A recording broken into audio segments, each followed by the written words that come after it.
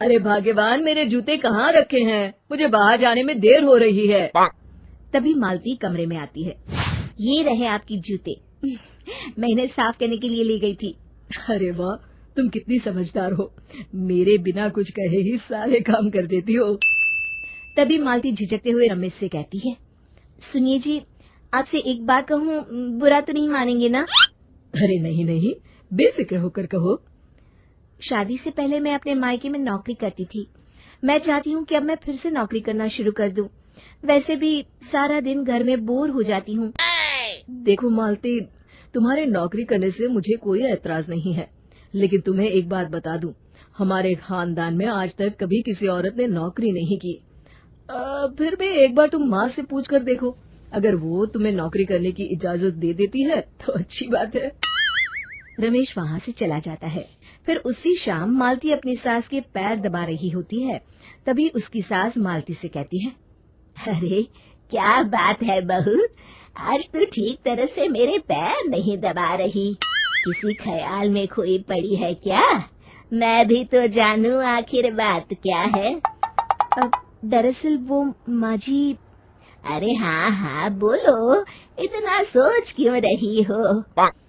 माँ जी, अगर आप बुरा न माने तो मैं नौकरी करना चाहती हूँ। घर के काम करने के बाद मेरे पास काफी वक्त बच जाता है। मालती की ये बात सुनकर उसकी सास गुस्से में कहती है, अरे बहू, तेरी तबीयत तो ठीक है ना? आज ये कैसी बहकी की बातें कर रही है? भला हमारे खानदान में आज तक कभी किसी औरत ने नौकरी की है जो तू नौकरी करने की बात कर रही है, हैं? अरे बहू, तू क्या रिश्तेदारी में हमारी नाक कटाना चाहती है? जितना जल्दी हो सके अपने दिमाग से नौकरी का भूत उतार दे, और अब जा, जल्दी से रसोई में जा, खाना बनाने का वक्त हो रहा है। मालती मन मार कर खाना पकाने के लिए रसोई घर में चली जाती है। अगले दिन, नमस्ते माँ जी, कैसी हैं आप? अरे आओ आओ दिवाकर बेटा, बैठो, मैं तुम्हारे लिए चाय मंगाती हूँ। बहू, जरा एक कप चाय तो लेती आना। फिर दिवाकर एक फाइल खोलकर मालती की सास के सामने रख देता है।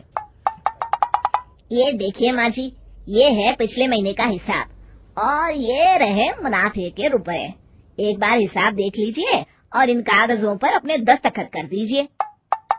अरे दिवाकर बेटा, मैंने भला आज तक कभी तेरा हिसाब देखा है जो अब देखूंगी?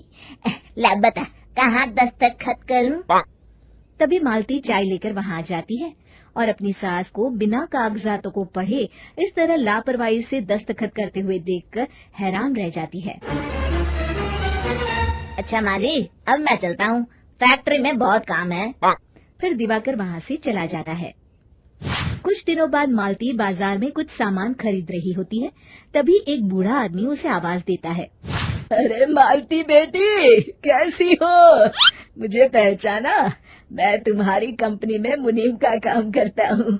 हाँ चाचा जी, मैं आपको बिल्कुल पहचानती हूँ। कहिए, कैसे हैं आप? मैं तो ठीक हूँ, कंपनी में कुछ भी ठीक नहीं चल रहा, यहाँ तक कि हमें ठीक वक्त पर तनख्वाह भी नहीं मिलती।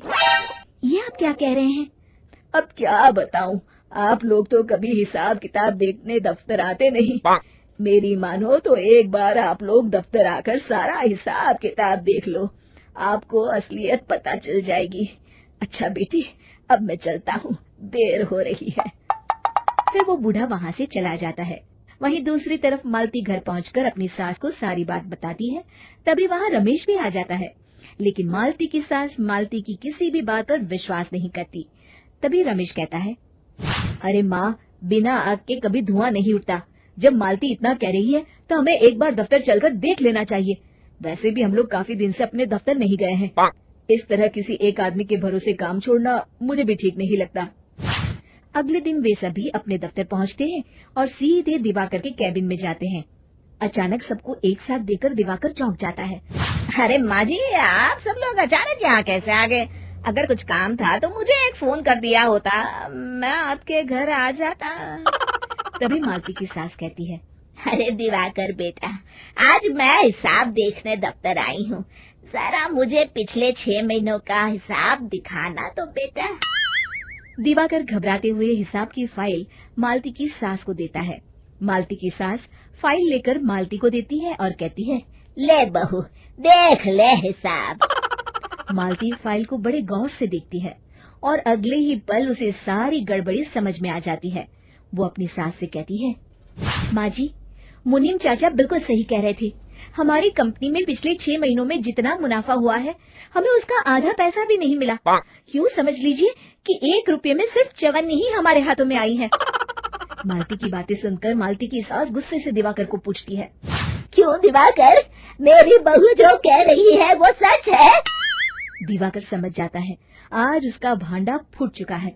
वो गिड़गिड़ाते हुए कहता है, मुझे माफ कर दीजिए माँ जी, मैं पैसों के लालच में अंधा हो गया था। अरे वाह दिवाकर, तू तो एक नंबर का चोर निकला। इतने दिनों से मैं तुझ पर आंख बंद करके भरोसा करती रही और तू मुझे ही चुना लगाता रहा।